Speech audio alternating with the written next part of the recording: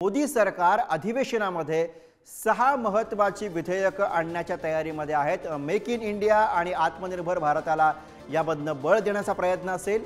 हवाई वाहतूक क्षेत्रामध्ये व्यवसाय सुलभता आणि उत्पादन सुलभतेच्या तरतुदी सुद्धा केल्या जाऊ शकतात। स्वातंत्र्यपूर्व काळामधील विमान कायदा पुन्हा एकदा लागू करण्याची शक्यता सुद्धा या निमित्ताने निर्माण झालेली आहे। त्यामुळे अर्थातच या अधिवेशनामध्ये 6 महत्त्वाची विधेयक ही मोदी सरकार आणेल अशा स्वरूपाची माहिती समोर येते आहे। मेक इन इंडिया आणि आत्मनिर्भर भारताला बळ देण्याचा प्रयत्न मोदी सरकारचा असेल अशा स्वरूपाची माहिती समोर येते आहे।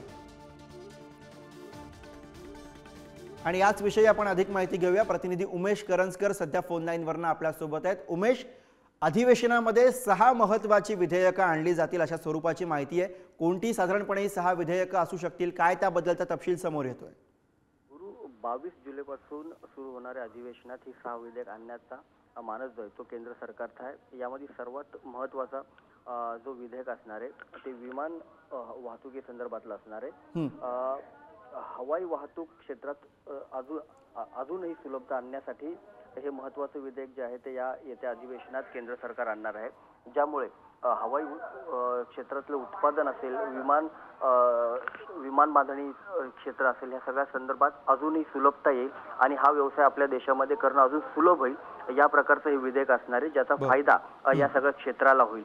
कारण ज्या जुने कायदे आणि नियम आहेत त्यामुळे वाहतूक क्षेत्रामध्ये विमान बांधणी किंवा या संदर्भाचे कारखाने उभे करणं आणि त्या संदर्भातला व्यवसाय करणं थोडं कठीण होत होतं, ज्यामुळे त्यांच्या परमिशन्स मिळवणे किंवा इतर ज्या काही बाबी असतात त्या सुलभ होणे यासाठी कुठेतरी अडचण येत होती आणि त्याच्या वेळोवेळी हे सगळं समोर येत होतं। त्यामुळे ह्या सगळ्या क्षेत्रामध्ये सुलभता यावी या दृष्टिकोनातून केंद्र सरकार महत्त्वाचं पाऊल बजावत आहे। कारण आपल्या सगळ्यांना माहिती आहे की मोदी सरकार मेक इन इंडिया आणि आत्मनिर्भर भारत या दोन्ही योजनांना मोठ्या प्रमाणात लागू करण्यासाठी देशभर नवीन बरोबर। त्यामुळे मेक इन इंडिया योजनेअंतर्गत सुद्धा महत्त्वाचा पाऊल या विधेयकाच्या माध्यमातून उचलण्याचा अर्थातच मोदी सरकारचा प्रयत्न असेल। धन्यवाद उमेश या सगळ्या सविस्तर माहितीसाठी।